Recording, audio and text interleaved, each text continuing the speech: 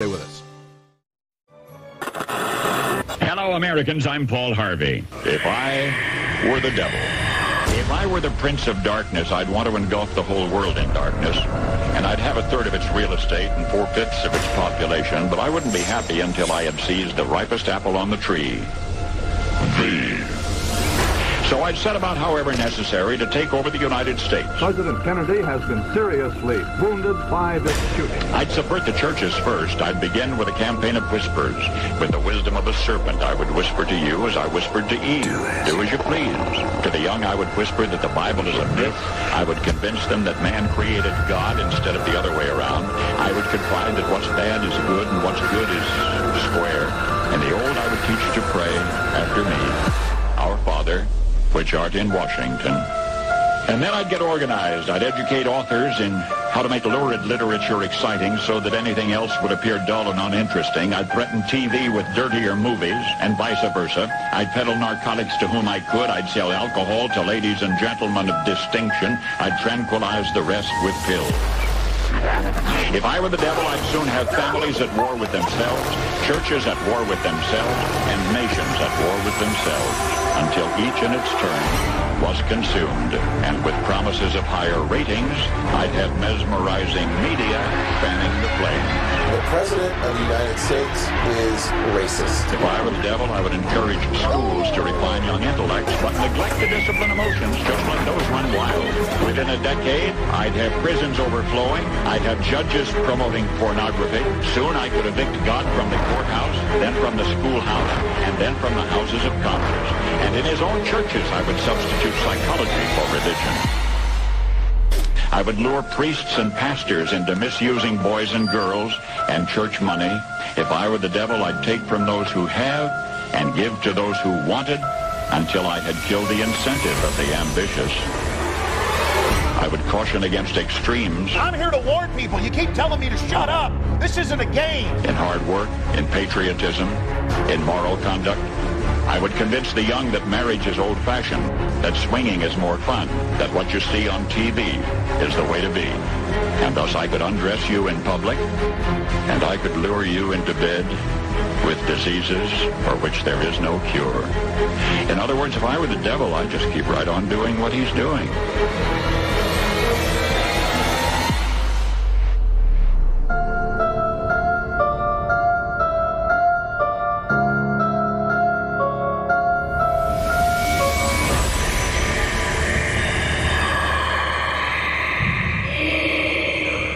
Now you know the rest of the story. That is a great segment by Darren McBreen. And if you haven't seen the visuals that go along with that, I mean, it was a great piece by Paul Harvey. Darren put that out on the 10th anniversary of Paul Harvey's passing and brought it up to date with all those clips. You really need to see that if you haven't seen it. And if you haven't seen Tucker Carlson's pushback against the latest attempt to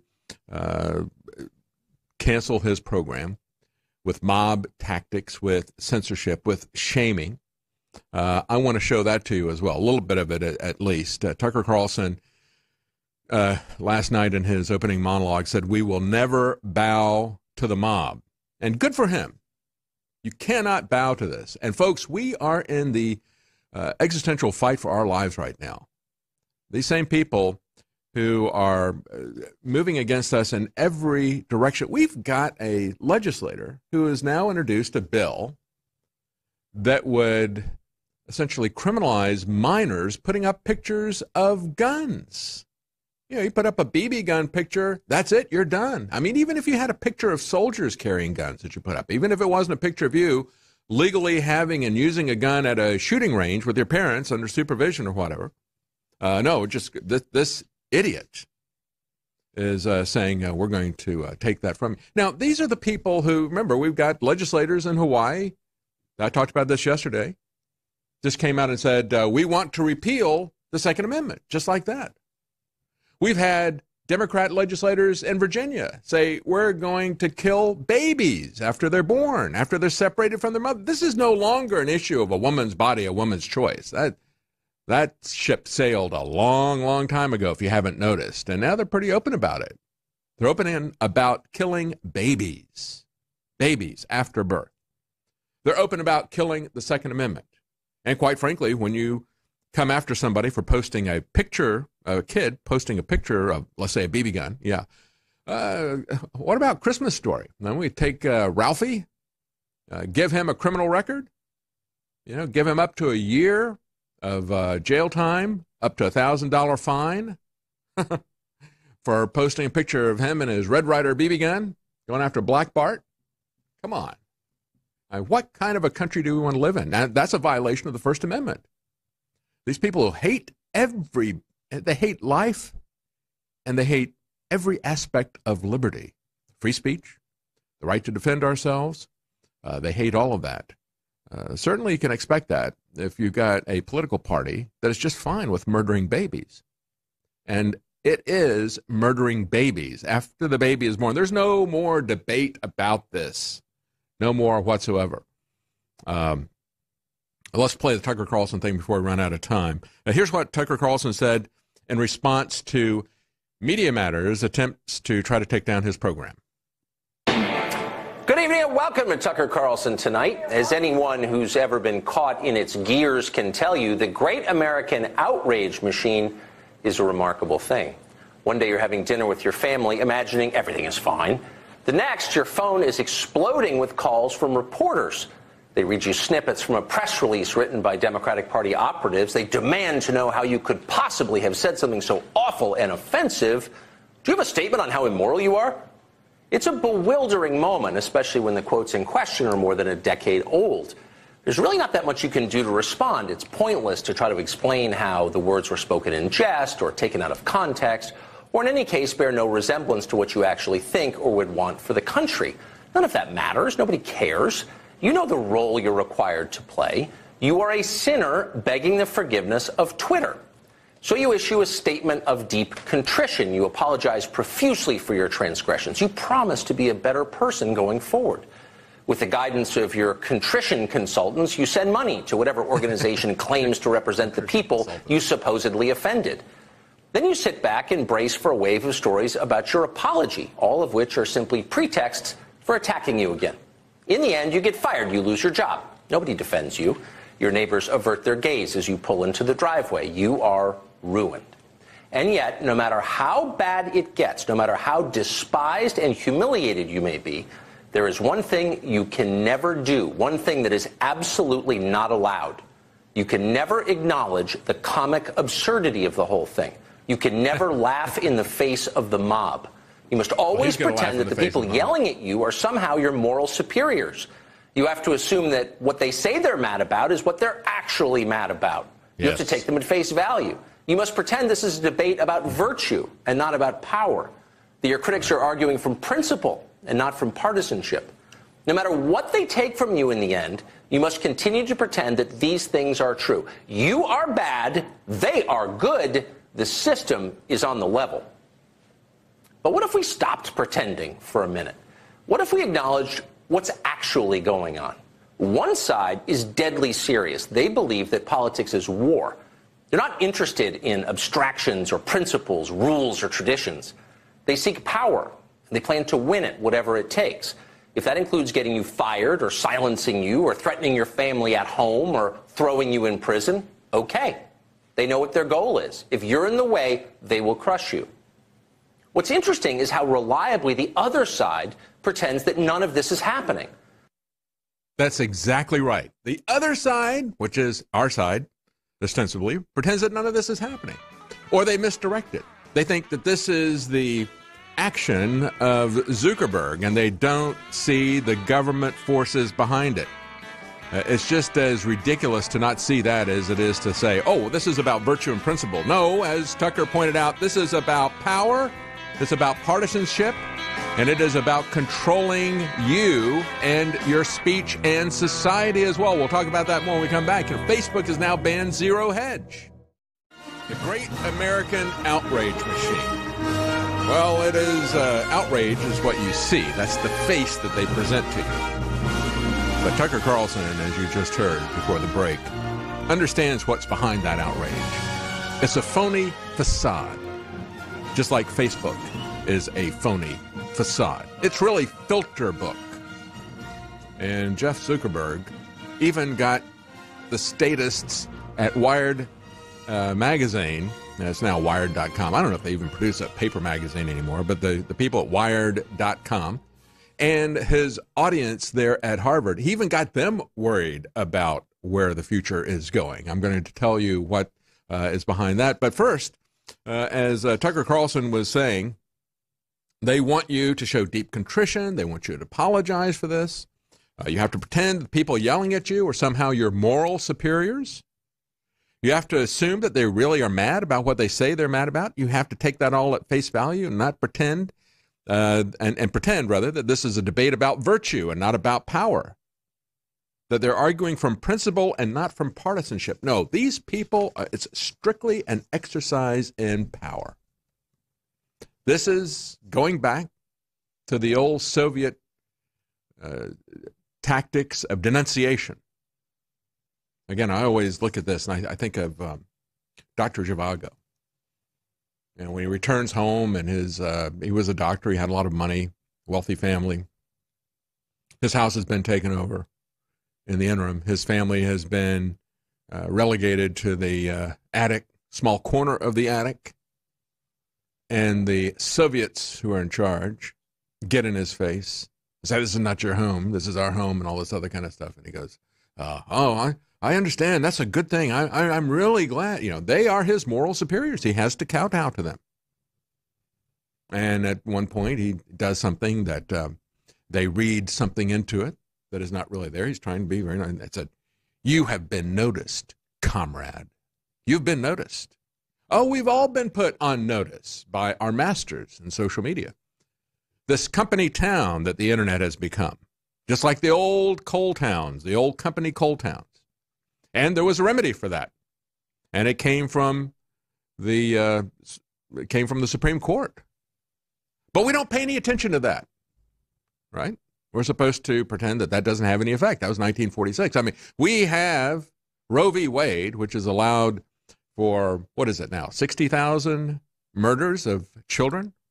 And folks, it is murder. There's absolutely no doubt about that it's murder. I heard part of a debate on abortion yesterday. Listened to it on my way home. And it was back and forth between a Christian and a guy who was an abortion provider. Said he was a Christian. He'd been head of Planned Parenthood in the District of Columbia. He'd written a book. And he was dancing around the distinction between human and person. Now, for the longest time, abortion, all the way up to and through Roe v. Wade, the prevarication that they used in order to push abortion was that the fetus was not a baby. The fetus was not human. Well, that is no longer a tenable position. So now they start dancing around, well, personhood. Well, the reason the Supreme Court said that was because they were denying as the core part of that it wasn't human. You can't say that something is human and not a person, quite frankly. And it's just not possible to do that. And they very well know that. And you can see that it is the murder of a baby that they're ultimately talking about now. They're openly talking about that. We've had science advisors to the Obama administration, ethicists who are saying, well, you don't become a person until you can actually have some kind of a consciousness. And that doesn't really happen until the age of 2. So up to the age of 2, we could kill kids. I mean, that's the kind of ethical slope that these people operate on. And that's essentially what you're seeing from Ralph Northam and others. Well, we're not, it's a human, obviously. And as this doctor who was defending abortion defended it, he goes, well, of course, the mother is going to have a human baby. So, yeah, those are human parts. It's a human. Mary doesn't have a little lamb. This really is a human. He didn't say Mary doesn't have a little lamb, but, that's essentially what the argument was in the past.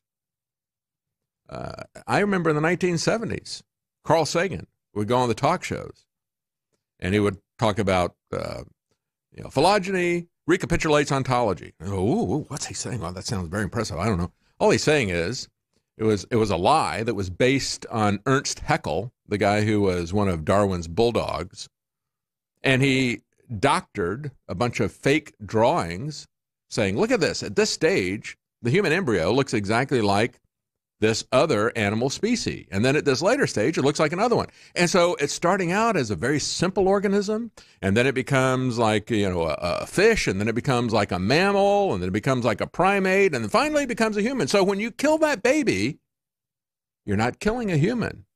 You're killing a fish, or you're killing a monkey, right?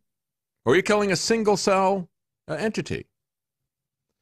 I mean, one of the crazy parts of this is that if they want to go to the standard of saying whether or not the baby is viable, if you got a baby and you're in the night, if you're pregnant at, let's say, I don't know what the number is, let's say 20 weeks, and maybe the baby is viable in the United States because if the baby is born at that point in time, they can do medical intervention to keep that baby alive. But let's say that you go now to a third world country, and maybe there, viability doesn't begin until, let's say, 32 weeks or something.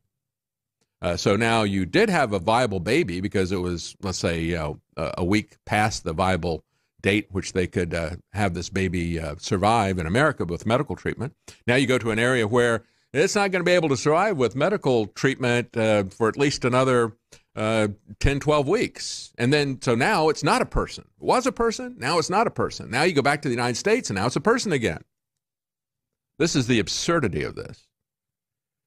And the other tactic that this abortionist was using in the debate was to continually jump back and forth to try to confuse things between legal definitions and scientific definitions. Well, legal definitions are simply things that we get from a bunch of politically appointed judges. They don't matter. We've had these judges, for all the people on the left, we've had these judges had defined free speech as not applying to movies back in the early 20th century because it suited the government when they wanted to go to war and censor a particular movie that was critical of the British, The Spirit of 76. Sent the guy to prison, gave him a massive fine, appealed it to the Supreme Court. Supreme Court said, movies aren't covered by the First Amendment. That stood until the mid-20th century. Then it became something that was supported. You had the Supreme Court at one point in time say that black people were human, but they weren't persons, and so we could treat them as subhuman, and we could enslave them. The Nazis said, yeah, we can do all that stuff to various groups. We can do it to Jews. We can do it to mentally retarded people because they're subhuman. We don't have to worry about that. Gypsies, anybody that they didn't like, they could define it that way. But now it has come off, and we need to understand, folks, the way that they use these labels. You want to talk about abortion? You want to talk about health choice? You want to talk about real health care and real medical choice? Oh, you will be censored by Facebook. Welcome back. As I said earlier, Facebook has now banned Zerohedge. I want to talk about how they came after Elizabeth Warren, removing an ad that she had after she was calling for a breakup of Facebook. Facebook took down that ad, calling for a breakup of Facebook. Facebook has banned Zerohedge, and we've got Twitter taking down a reporter, Chuck Ross, who works for the Daily Caller. He had an article about dark money and about the Democrat, some suspicious funding in the election of things and it done in a dark way. President Trump retweeted that within a few hours. They took him down ostensibly because he used the hashtag LearnToCode. Now, we just had Jack Dorsey on with Joe Rogan saying, no, we don't take people down for that. We've been too aggressive against conservatives, and we're not going to take people down for using LearnToCode. So it's absolutely amazing what we see with this. We got YouTube now, not just Rotten Tomatoes, but YouTube is rigging search results to get favorable reviews for Captain Marvel. I'm going to have to see this movie. I'm not going to pay them. I'm not going to pay Disney a cent, but I'm going to watch that movie some way or the other. Probably find a dark, theater camera or something on the dark web. But I'm curious as to why this is such a big deal for them to promote this.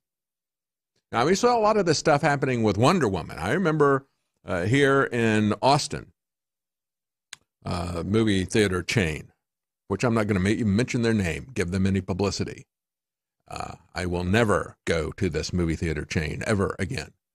But they had special screenings who wouldn't allow men to come see Wonder Woman, as if I wanted to.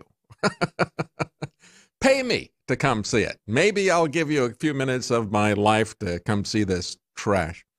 Eventually, when the thing came out, we started to look at a little bit of it. And it's like, we couldn't get more. I was watching it with my wife, my son, and I. We couldn't get more than about 15 minutes through this thing. So this is just disgusting. Anyway, and juvenile, puerile feminism was what was being put out there. Maybe that's what Captain Marvel is all about. Why they want to put, or maybe it's just corporate profits for Disney, because we just got a couple of corporations that own the world, and they're kind of cooperating with each other. Perhaps maybe that's the aspect of it. But I suspect that it really is more about the cultural stuff. But this is the way, as I said yesterday, it is a preview. It's kind of a little microcosm of how they operate politically, which is what really is important. The culture stuff is very important, too. We need to understand what the subtexts of that are. And as I said, you may want to think about the fact that even more so than the toxic femininity that they're pushing, and I say that very seriously, there is a toxic femininity that is being sold to everybody to make women actually hate men. That's one way to have a soft kill the population. Make sure that you don't have any families. Make sure that you get a literal war between the sexes. It's very toxic, the femininity that is being sold to us by Hollywood. They're at the forefront of this societal engineering that is going on out there. But it is a preview of how they're going to be operating in the 2020 election. We've already seen some of this happen. We saw it in the last election. We saw it in the special election in Alabama. We saw how they manipulate, how they purge some information, how they push other information, how they outright ban certain speech and individuals to get the results that they want. And then after the fact, even after the movie has come out, they are still going to be manipulating the information about that. And you'll probably see that in the election as well. They continue to manipulate the results. But let's talk a little bit about Zerohedge. Again, Zerohedge is kind of a libertarian orientation. And they also talk about a lot of financial information as well. A lot of libertarian people out there. They will support Trump. They will also criticize Trump. But they don't support war. They don't support the endless wars of the military-industrial complex. And folks, I've said this a million times. I'll say it again. This is where the censorship is coming from. It's coming from the military-industrial complex and the globalists who want these wars. It is weaponized. It's not just an information war. It is literal war that they want to be able to push. Whenever they've got a false flag, whether that false flag is going to be used to take away our Second Amendment rights, or whether it's going to be used to push us into a war, they want to make sure that that narrative does not get opposed by people like InfoWars or people like Zerohedge. And so they noticed that people were sending them private messages. So even people, they weren't sending them private messages. They said readers were letting them know that they were being prevented by Facebook when they tried to share Zerohedge articles. When they tried to share any articles from that site, they would say, you can't go to this link from Facebook. The link that you have tried to visit goes against our community standards. And they said that included people trying to share articles in private messages. Private messages. Remember, it was just a couple of days ago that Zuckerberg was lying to the public about, oh, yeah, we're going to be focused towards privacy. Yeah, we'll talk about what they think about privacy in just a moment. But they said we were especially surprised by this action, as neither prior to this seemingly arbitrary act of censorship, nor since were we contacted by Facebook with an explanation of what, quote-unquote, community standard had been violated. Well, welcome to the club. I'm sorry to see that happen to them, but it's exactly what happened to us here at InfoWars. What happened to me, they cut off this program in the middle of a broadcast, sent me an email saying a complaint has been received. Well, I don't know what the complaint was about. A complaint has been received, and your YouTube channel has been terminated. And they flushed everything that I had off of 2 different channels. One channel that I've been putting up reports for over 6 years I've been here. I just flushed everything down the memory hole, would never respond to me. They sent me that message. I started talking about that on Twitter, where I still am. You can see me at Libertarian. And said, why can't I get an explanation of this? Why don't they explain this? I've never had a warning, just like Zerohedge never had a warning. They don't know what community standard they violated. They were never told prior to this, and even though they've been contacting them, they can't get an answer from them. Same thing that I had with YouTube, with Google. They shut it down. You want to talk about 3 strikes? No strikes, no explanation. They sent me over the course of a couple of months, after about 6 hours of me complaining on Twitter, they sent me another email, and then they sent me another, and they sent me another, and they started sending these things about every 10 to 12 minutes, the same message every 10 to 12 minutes. We went through the procedure for protesting that, never got a reply from them. I tweeted at them, never got a reply from them. Never gave us an explanation. So this is the way these people work. So I would say to Zerohedge, welcome to the party. We are the real free speech wing of the free speech party. And that's the way free speech gets treated when a war has broken out. And we've got lots of wars. We've got continuous wars that have broken out, virtually every one of them unconstitutional without a declaration. This authorization for the use of military force is a beard that they're using to try to circumvent what is required with the Constitution. But of course, they've had an unconstitutional war on drugs for nearly 50 years in violation of the Constitution. If you don't think it's in violation of the 9th and 10th Amendment, then why do we have the 18th and the 21st Amendment? You had the 18th Amendment to prohibit alcohol because they knew that because of the 9th Amendment and the 10th Amendment, they didn't have the authority to prohibit anything. Alcohol, marijuana, heroin, meth, they don't have the authority to prohibit any of that. But now we have a regime where everything is prohibited unless expressly permitted for our health. And every war is permitted unless expressly prohibited. So we have to have now an act of Congress to stop a war. See how they turn the Constitution upside down? It isn't Congress that declares war. Congress has to declare, stop it. And they won't. And because of these types of wars, because they have shredded the Constitution, that's why we have this censorship. Yeah, Facebook and Zuckerberg and YouTube, they're just a beard for those people. Welcome back. You know, we have Facebook outright banning Zerohedge. No explanation, no warning. Same as they did to this program, to Alex Jones, InfoWars. Never any explanation after the fact. No warnings or violations before the fact. It's just all of a sudden, boom, it's gone. That is the power that these people have been given. And we see a lot of people talking about surveillance capitalism. We're going to talk about Tim Berners-Lee and what he has said about the World Wide Web. I think that it is, to call it surveillance capitalism is not the right way to talk about this. This is surveillance fascism. It is fascism. It is an alliance between these big corporations and the government behind them. NATO, the Atlantic Council, these people who want to be able to have their wars, their narratives, use any kind of a false flag to destroy the Constitution like they did on 9/11, to take away the Second Amendment. This is what is so dangerous about this. All the wars that we've got going on that have never been authorized, that is the power that they want to have. This censorship, folks, is coming from the military-industrial complex. You have to understand that. Elizabeth Warren doesn't. She thinks it's a corporation thing. She thinks everything will be fine if she can sit there as the school nanny in chief and she can tell everybody what they want to do. That, she is one of the most dangerous people out there.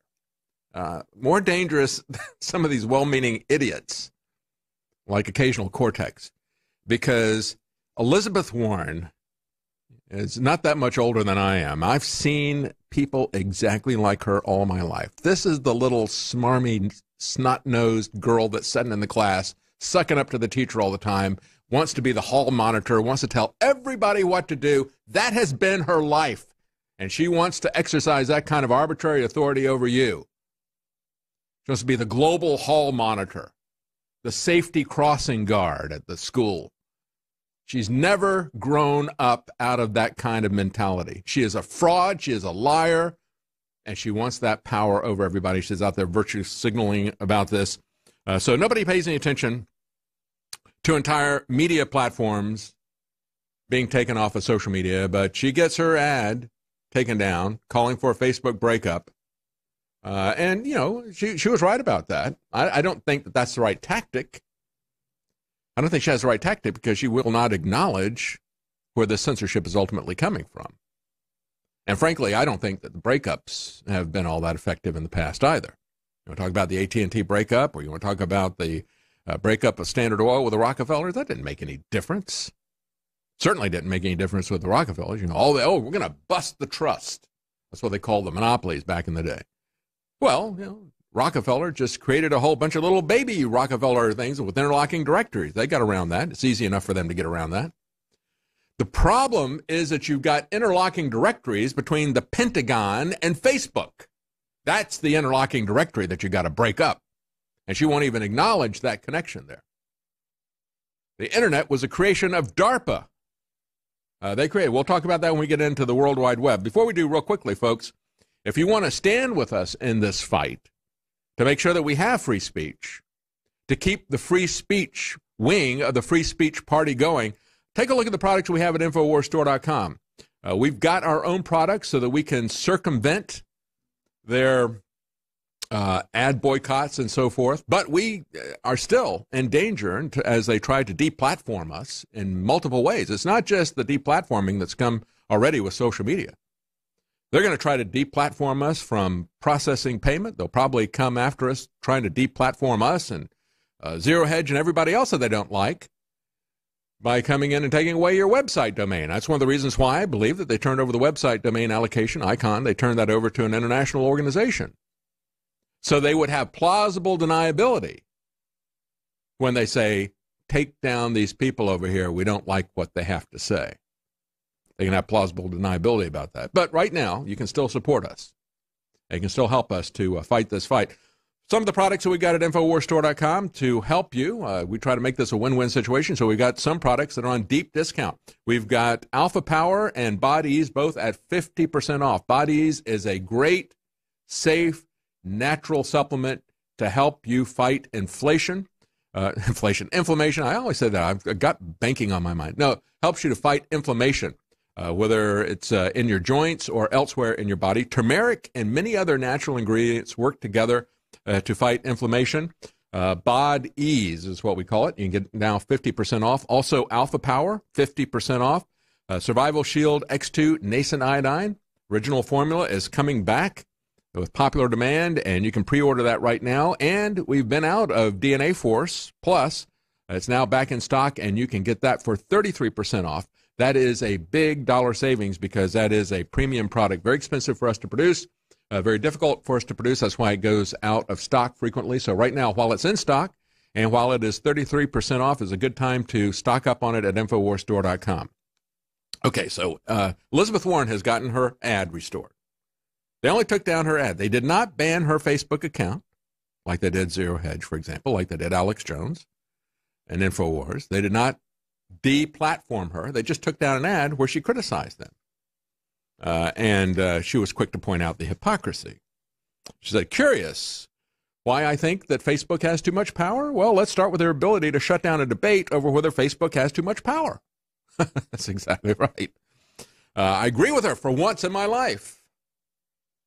But she is not being honest with the people as to where they got their power.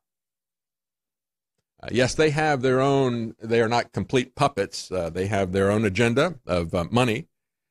But it is they're being used by the government to control people. I have seen this for so long. 25 years ago, as I've said before, I'll say it just real quickly again. When you had independents and third parties in North Carolina and every other state, the technique to keep them out of the political debate. And that's what we're talking about here with social media censorship. Stop the debate. Stop it. You can't say that. We're going to say that you're hateful or whatever, but what they really, as Tucker Carlson was saying, we have to pretend that that we have to apologize because our speech was too rough.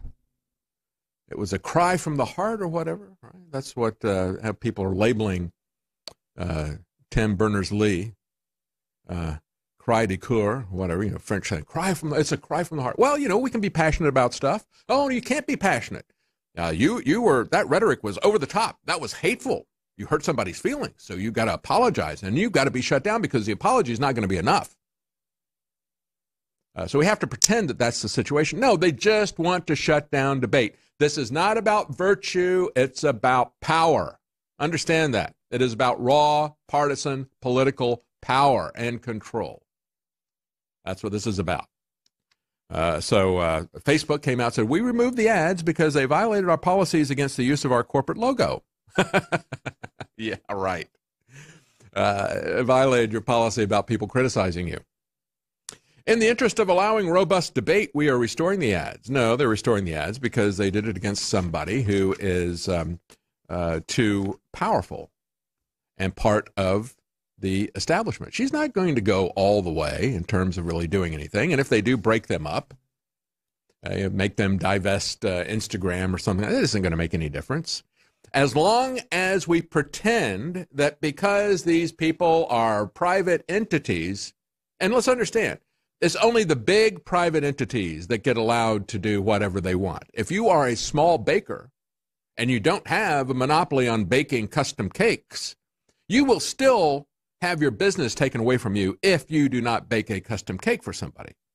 But if you are a major corporation that has a monopoly on the public square, and your model is the public square, then we will allow this corporate town, which is what the internet has become. It's become a little corporate coal town for these people, their plaything.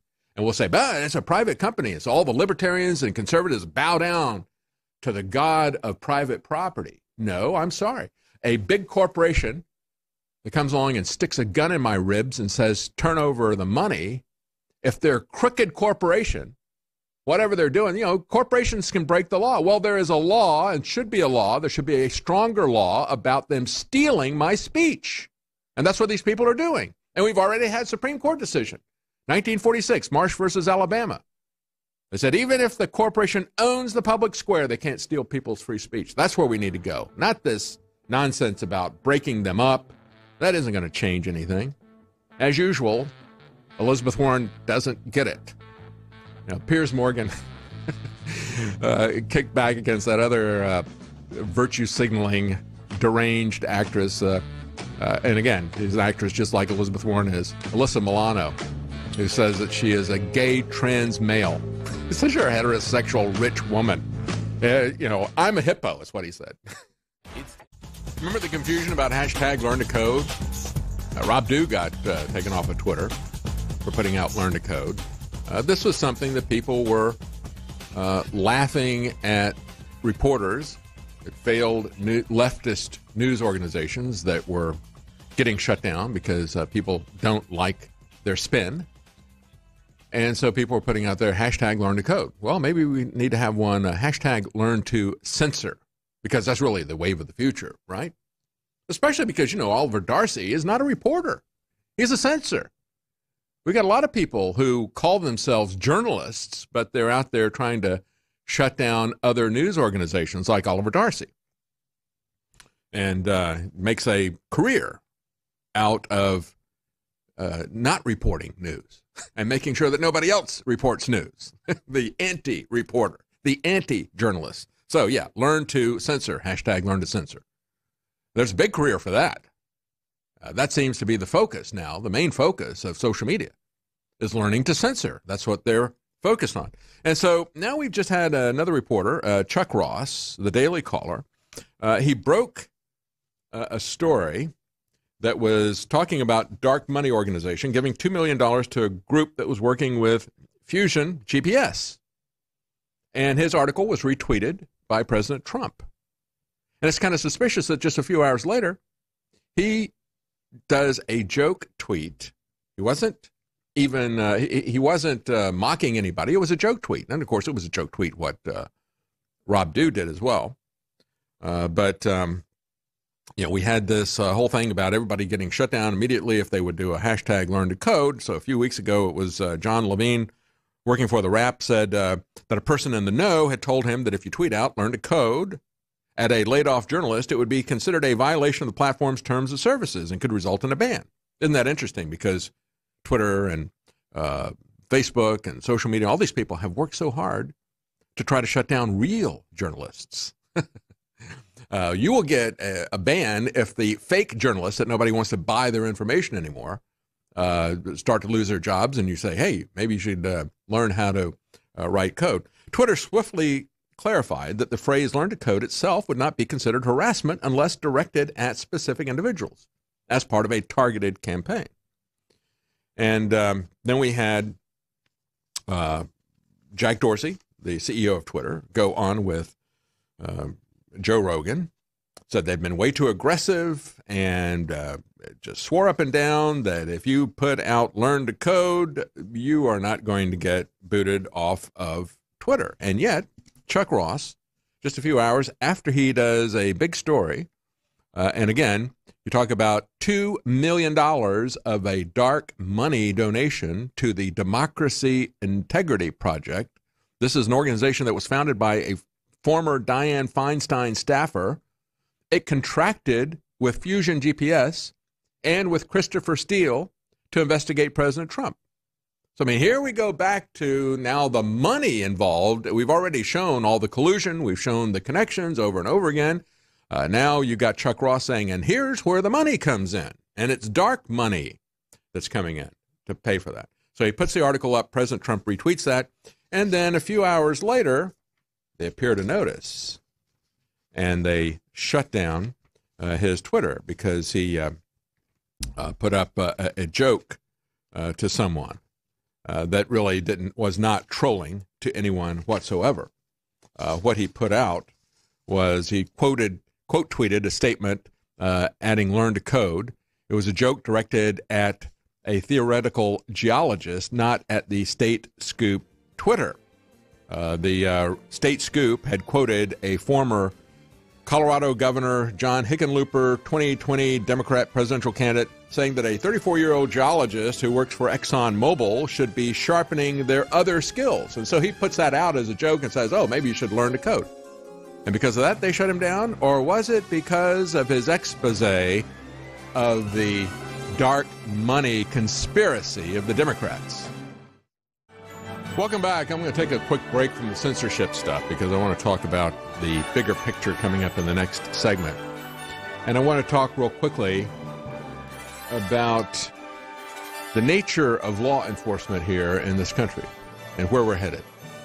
Let's file this under Posse Comitatus. We've got an entire Oklahoma police department gets suspended after a raid on an innocent family. And I'm going to play a little bit of this for you. And I don't know how the audio is on this. We may have to kick in. I may have to read some subtitles to you.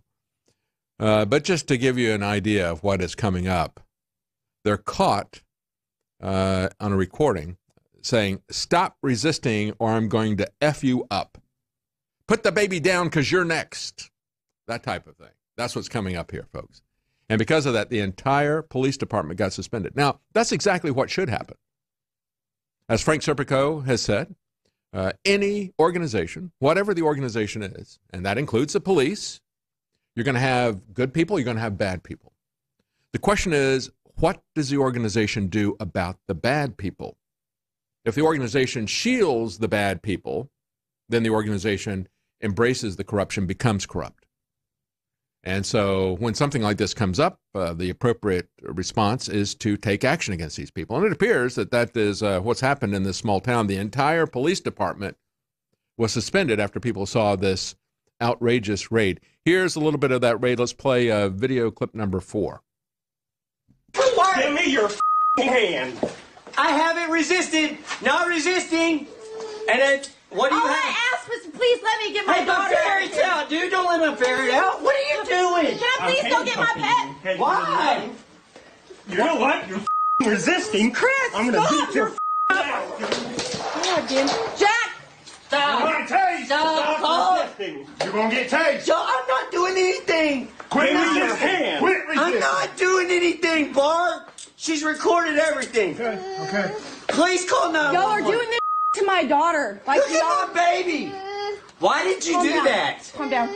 Now, one of these cops is wearing a skeleton balaclava. Why are you here? As he's doing it, covering his face. Search warrant. Same things I told y'all about. Put the baby down because you're next. No.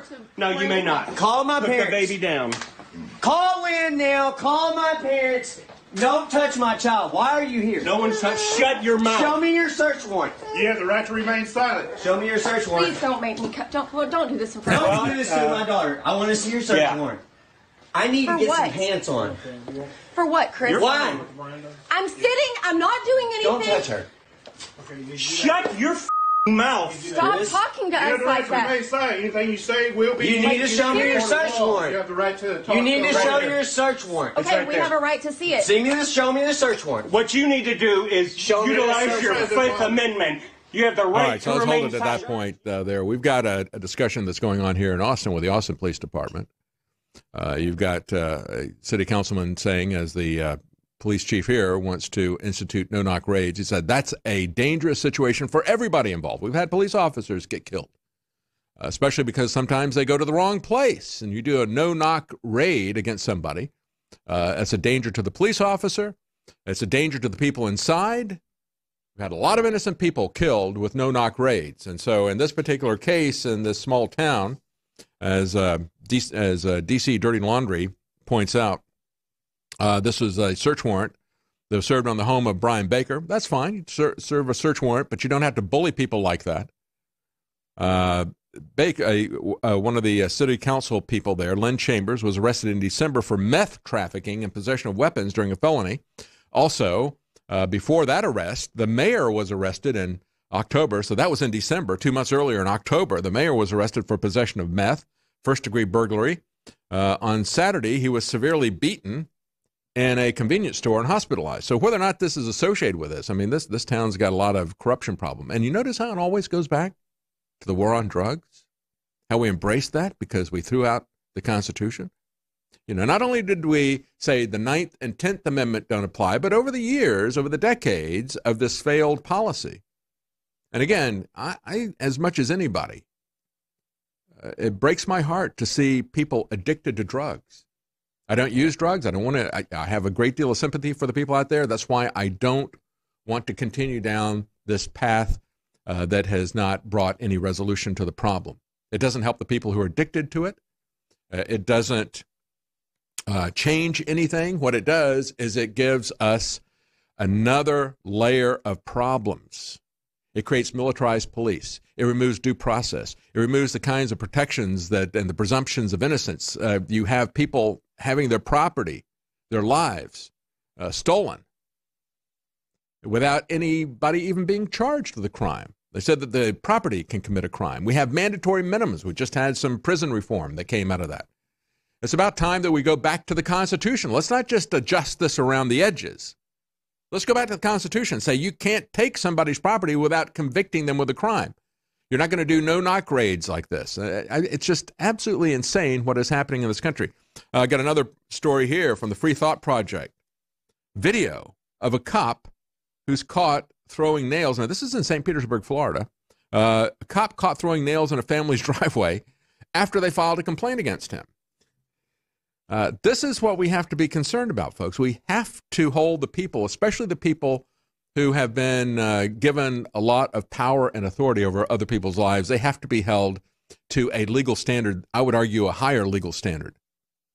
But there's also a good side to this when we look at some of the sheriffs that are out there. Yes, you can have corrupt sheriffs as well, but there is a difference, I believe, between a police department that works for the city government, whose mission is to enforce policy, and a sheriff who is elected and accountable to the people.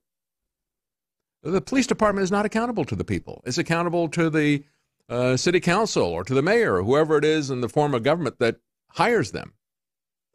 And so it's a little bit too indirect, I believe. When you look at the reaction in Washington State, more than a dozen sheriffs in Washington State have announced that they will not comply. They refuse to enforce a newly passed referendum, that's number 1639, that raises the legal age of purchasing a firearm of any sort to 21. It expands the background checks, increases waiting periods, it mandates weapon storage when not in all these different sweeping gun control legislation.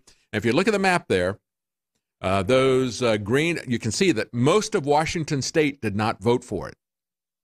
There were a few liberal urban areas on the northeast side of Washington state and on around Seattle and so forth, and then on the other side of Washington state around Spokane.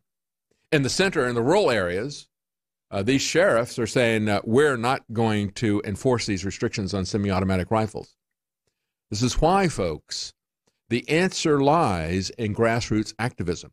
The answer to this kind of tyranny lies in local law enforcement and electing and keeping good sheriffs who are going to stand by the Constitution, who are going to stand up for the citizens that they are accountable to.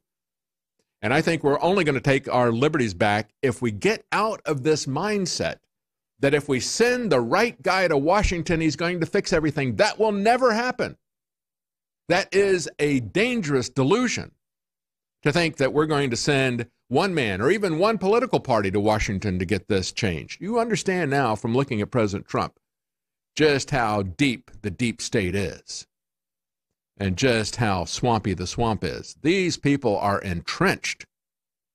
And the only way that we're going to be able to stop this is with nullification at the local level. It's legal, it's constitutional. That's the only way. They're never going to give up the power that they have taken over these years. They're never going to give up that political power, that financial power that they have over our lives. All right, when we come back, we're going to talk about the return of Dr. Strangelove. We're coming back into a hard, cold war, folks. And this internet censorship and this kind of control is just one aspect of it. Stay with us. We'll be right back. They whispered about changes to the Constitution and the atomic age. After the fact investigations, executions of saboteurs would not be enough. The U.S. would have to reinterpret the Constitution to provide for preemptive searches and seizures when atomic terrorism is involved. Remarkably, over the decades ahead, in almost every respect, the path that was laid out in an article in the Saturday Evening Post, 1946, by the Alsop brothers, Joseph and Stuart, that path describing mutual assured destruction was almost precisely the one that the U.S. would take.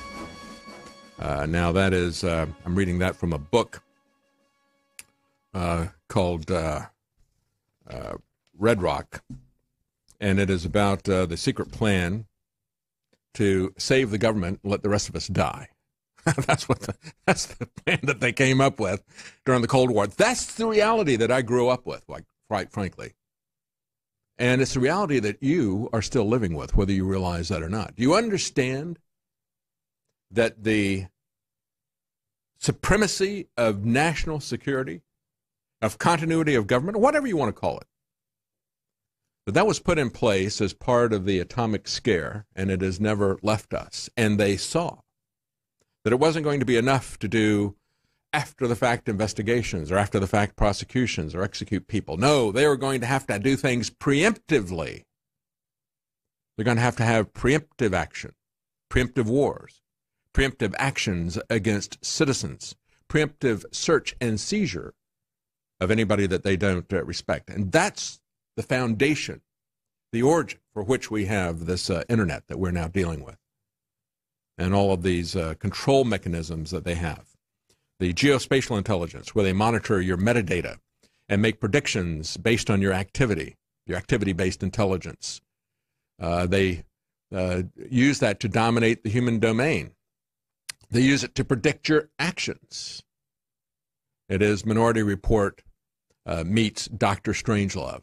That's the world in which we live in. And if you don't understand that, you don't understand where this censorship is coming from. And all this phony virtue signaling that we've got from people like Elizabeth Warren is just going to be rearranging the deck chairs on the B-52 bomber that Slim Pickens is riding. It isn't going to make any difference, folks. To hammer this home, the introduction to this book started talking about something that was very close to home, what used to be my home. I remember not too far from where we lived, there was some people started talking about this thing called Big Hole. We didn't know what they were talking about, but we had noticed, so we went past a road that was Big Hole Road. I was like, okay. One day, my wife and my sons, I wasn't with them, they decided they would go down and take a look at that because they'd been talking to some neighbors, and they said, oh, yeah, there's this mysterious base that's there, and all these, things.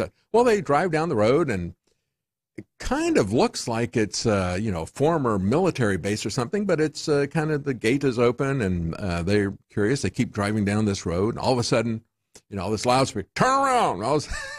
It's like the thing was supposed to have been shut down in the 1960s as part of the Cold War.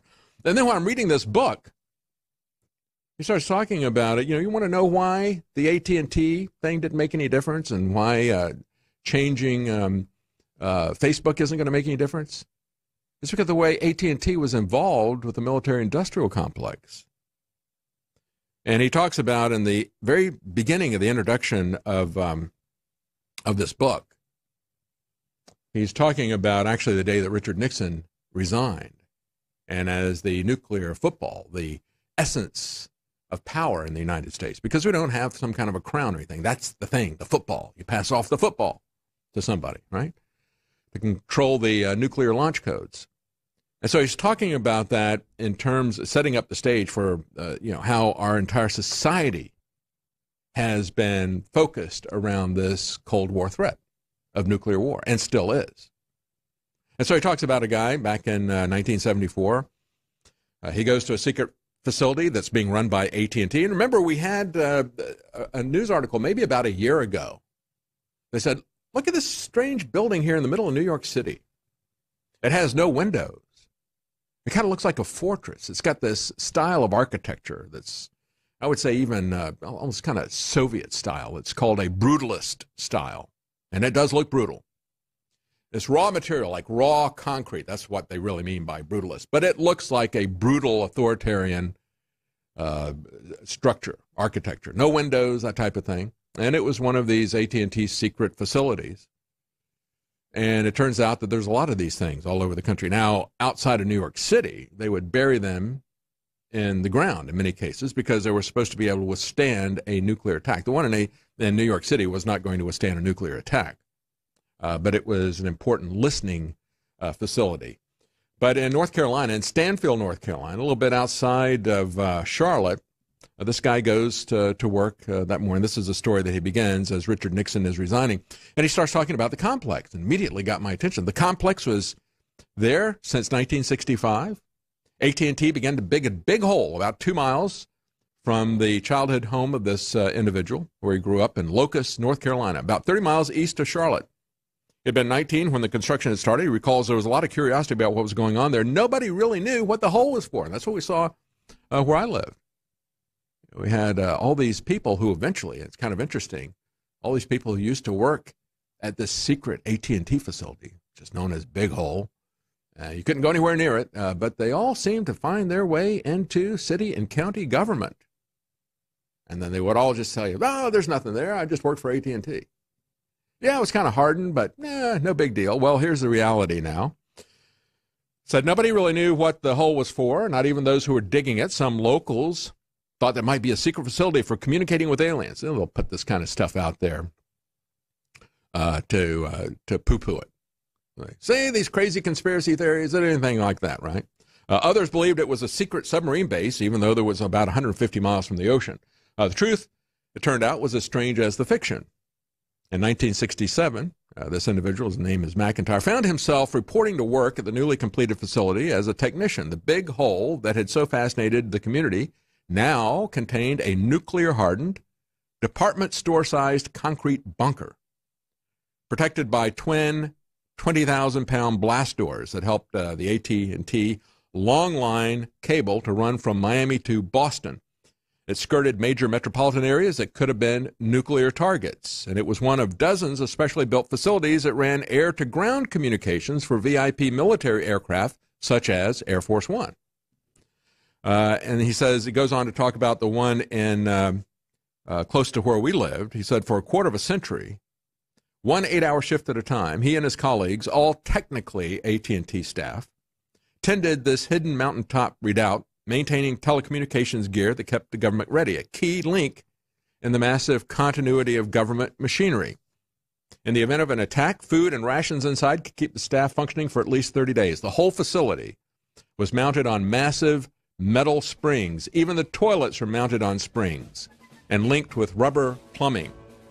They said that technicians worked closely with other AT&T technicians at another North Carolina bunker in Chatham. That's the one that we were close to. Similarly, about 30 miles west of Raleigh. That one was so secret that even these guys at the other facility were not allowed to know anything about it. They said if anybody asked them, they would simply say, I work on telephone circuits, and that would put an end to the discussion. Nobody wanted to know any more about it, but I'll tell you more when we come back. Welcome back. I was talking about the book I'm listening to, Raven Rock. It's kind of interesting listening to that in tandem with Operation Paperclip, expose by Annie Jacobson is really well done. The two of them go together really well. They complement each other. Kind of shows you the attitude and the foundation of the society that we're in right now.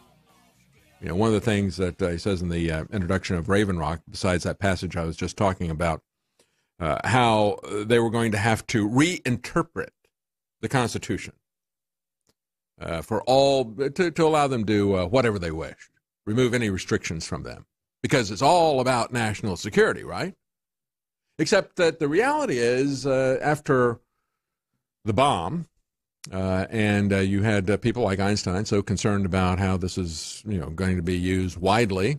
He said, I don't know what the next war will be fought with, but he says the one after that will be fought with sticks and stones or something to that effect. I'm paraphrasing him here, but he signed on to a letter that all these people were saying that they had to have world government. That was the only way that they were going to be able to stop this third world war. They really believed that. And yet, how did they sell that to people? They thought the great enemy of mankind was uncontrolled nationalism.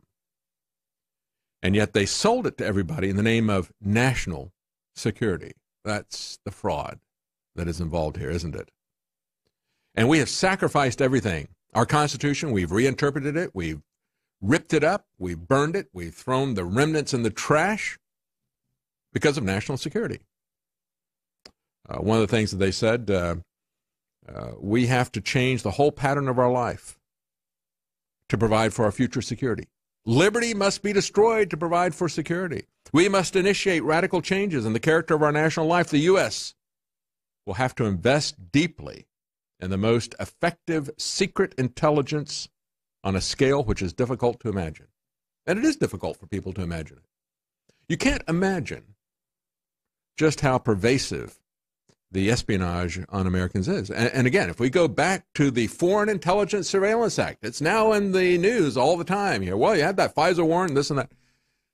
But people still don't go back and talk about the origin of this.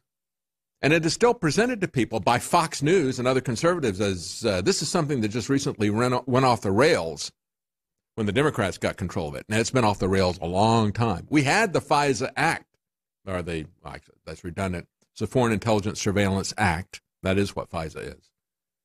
But we passed that law because back in the 1960s, they were already doing dragnet surveillance of everybody using AT&T, these people in the deep underground mining bases, right? That's the facility that they had up in New York City, or these other ones. They would tap into the phone lines and listen to people's conversations just like they're tapping into the internet now. But they can pretty much scrape anything they want off of Facebook. That's the plan.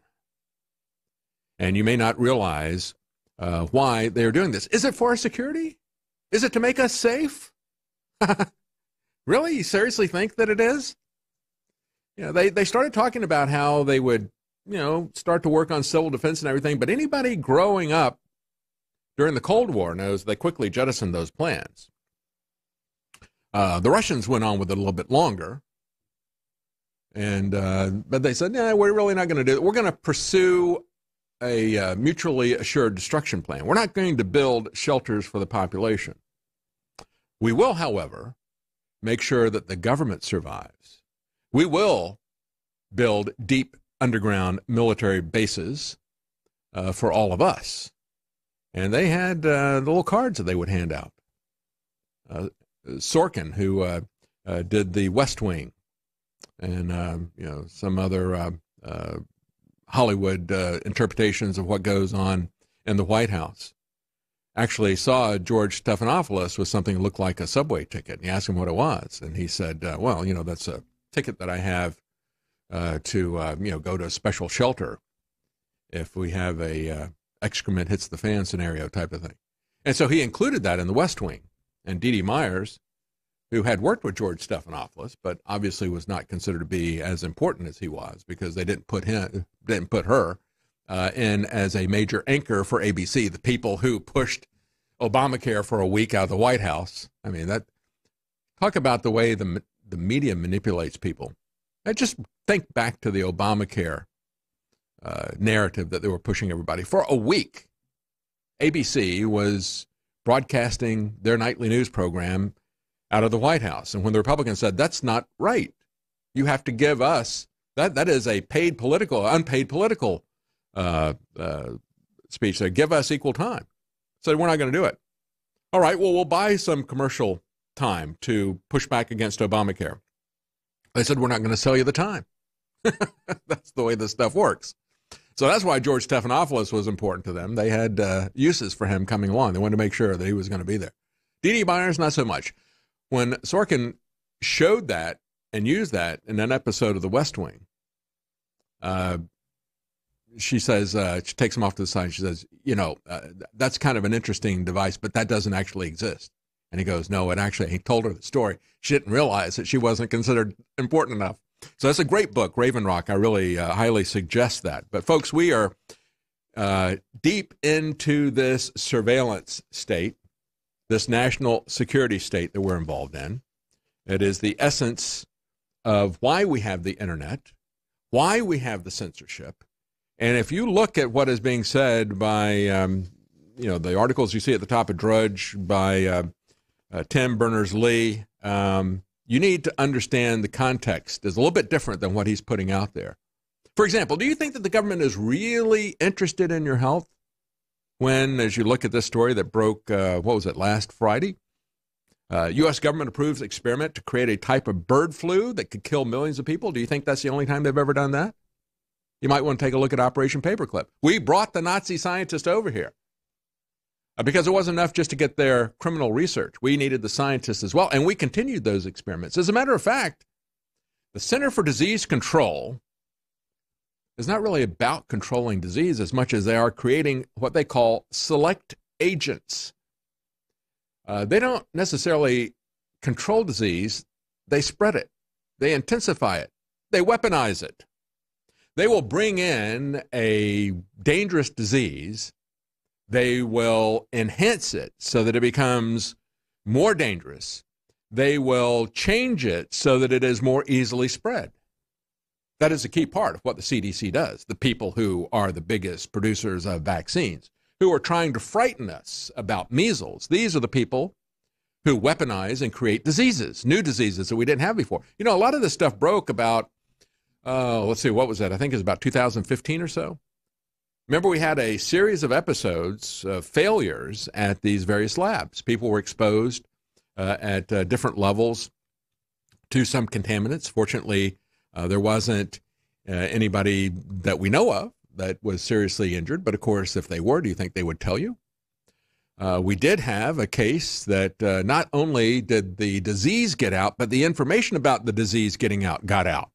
That's what they really don't want to happen. If they can't contain the disease, they can contain the information, and that's why you have the censorship. That, of course, was in Tulane University, the National Primate Institute. They had brought in a very rare, it's a bacteria, I think. It's a, let's see, what is it called? Pseudomallii, Burkholderia pseudomallii. That's it. I had to think a minute. They were experimenting on that, and it is something that gets in the soil and spreads. Now, they had it in a level 3 safety lab, and somehow, at some point, they found that it got out of the lab. How it got out of the lab, they weren't really sure. It got out of the lab, and it got into this 500-acre field. And then they bring in the investigators who are going to investigate that. One of them got sick. They said, don't worry, they didn't catch it there. Nothing to worry about. It really didn't get out. Lyme disease didn't get out of Plum Island, and Burkholderia pseudomallei didn't get out, and of course they didn't intensify it or make it easier to spread either. Nothing to see, move on, but they're going to weaponize bird flu. Bird flu, that's right. We'll be right back. Welcome back. So, yeah, the government is so concerned about us, aren't they? They want to keep us safe. They want to keep us secure. Don't care too much about our liberty. They've made that clear now. But don't worry, you'll be safe. As I've said many times, to the extent that you give up your freedom, to that degree, you become a slave. Slaves are never safe. Slaves are never secure. Slaves are never prosperous either. Isn't it funny how that works out? You want to be a slave?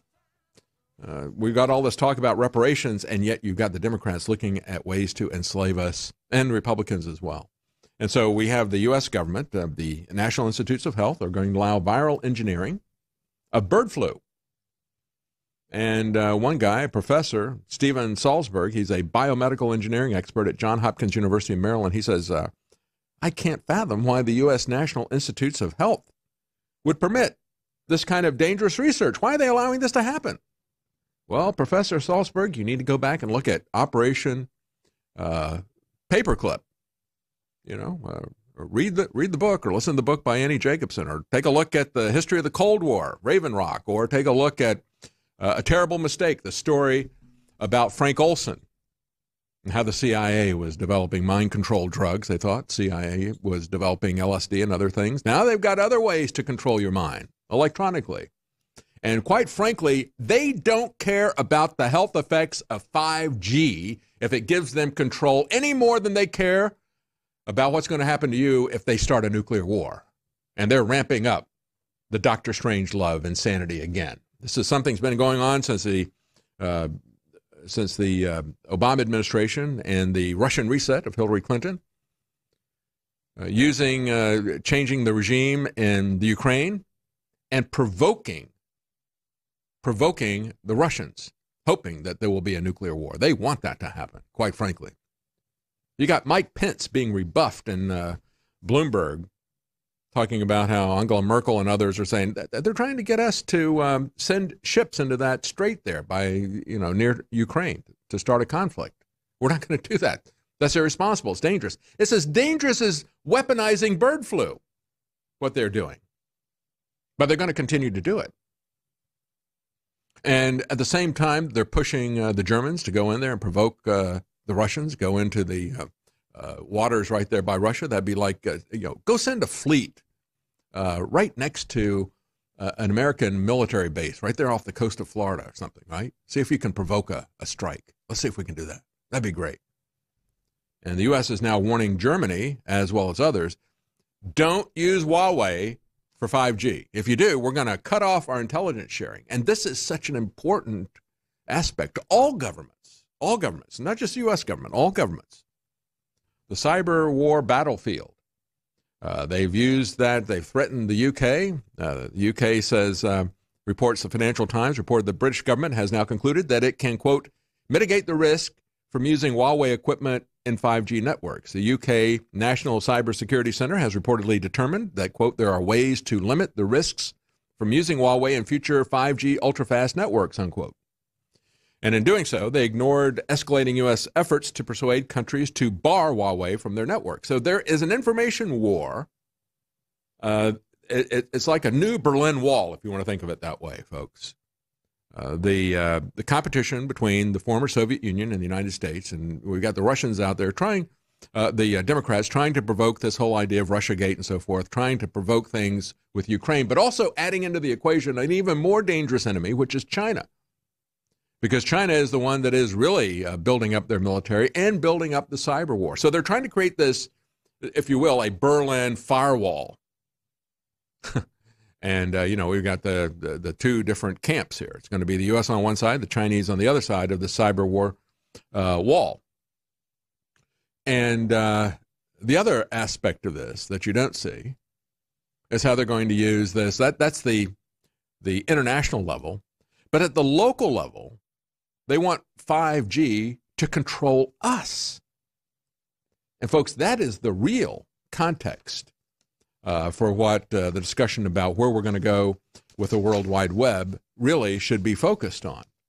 When we have these articles that are at the top of the Drudge Report. WWW worries, the inventor of the web laments the coming of age woes. Yeah, this is not Al Gore. This is actually Tim Berners-Lee.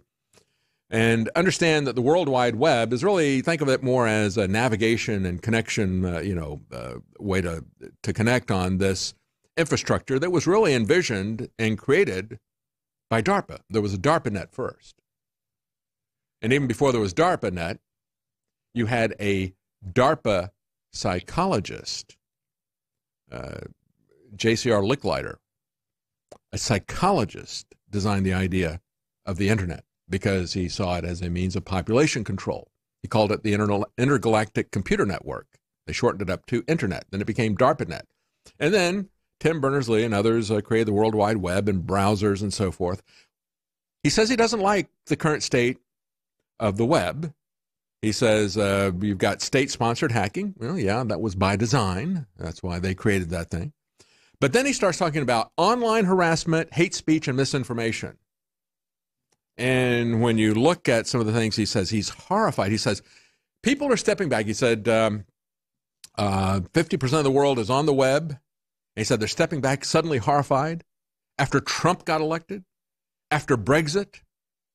And they're realizing that this web thing that they thought was so cool has actually not necessarily been serving humanity very well. So you understand where this guy's coming from politically, right? And frankly, he sees this as an instrument of control, of censorship. I'm sure DARPA is horrified to see that Trump got elected and we had Brexit and so forth. The military-industrial complex is horrified. That's why they have removed the mask. That is why they're going full-blown open censorship and deplatforming of people.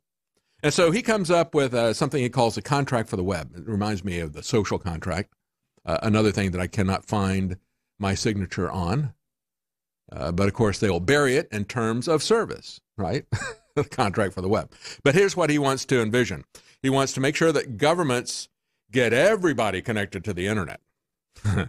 And then he wants to make sure that the companies will develop technology that puts people in the public good first. Again, that's the beard they're going to use. He's coming at this kind of the dangerous approach of Elizabeth Warren. And citizens are going to cooperate and respect civil discourse, among other things. And I'm sure he would love to have somebody just like Elizabeth Warren as the hall monitor for the internet. Nope. Can't say that. Oh, now you're deplatformed. We'll come up with any kind of thing that we hate and any kind of pretense. Oh, you said learn to code? Oh, we'll take you down for that. When in reality, what they want to take you down for is showing the dark money conspiracy of the Democrats against President Trump. That's the reality of what they do with this stuff. At the meantime, when we look at the 5G, not only is it a means of controlling us, but it is also something that is just as dangerous, I believe, as bird flu. It's not going to be as obvious. You're not going to see people dropping dead in the streets from it. The effects will be long-term. You will see a greater increase in cancer. We know that from cell phone tower studies that were done, even before they gave immunity to the telecommunications companies. The 1996 Telecommunications Act said you cannot block these people based on health reasons. And so now they're rolling out the 5G. And we have this article that came out today. Are AirPods dangerous? Little wireless Bluetooth connections, the earbuds that you stick in your ear. 250 scientists signed a petition warning against cancer from wireless tech. Oh, wait a minute. We've been told that 5G is actually lower power than these existing cell phone towers, right? Except this is even lower than 5G, the AirPods. So why are they concerned about that? Well, it's because even though it's low power, it's the proximity to you. And it's the fact that it's on constantly, right? But 5G is going to be more powerful. It is going to be qualitatively more dangerous because it's a much, much higher frequency. And it is going to be continuous. You will not be able to get away from it. They're going to have an antenna, these transmitters that are going to be every 50 feet, minimum. And they're going to be on all the time, unlike your AirPods. You can turn those things off. You don't wear them. You wear them quite a bit. And so as these scientists are looking at this saying it's raising cancer risk, we know that. We've seen the studies. We know that the cell phone towers would raise certain types of cancers, depending on the type of cancer, 3 to 8 times. And we've even had one study that was done back in 2016 about 5G. Said, yeah, it raises creates tumors in the brain and the heart, but it's only in the males. And it's only rats. And they're not interested in doing any more studies. Because, folks, it is about control. It is mutually assured destruction for control. That's it for the broadcast. Thank you for listening.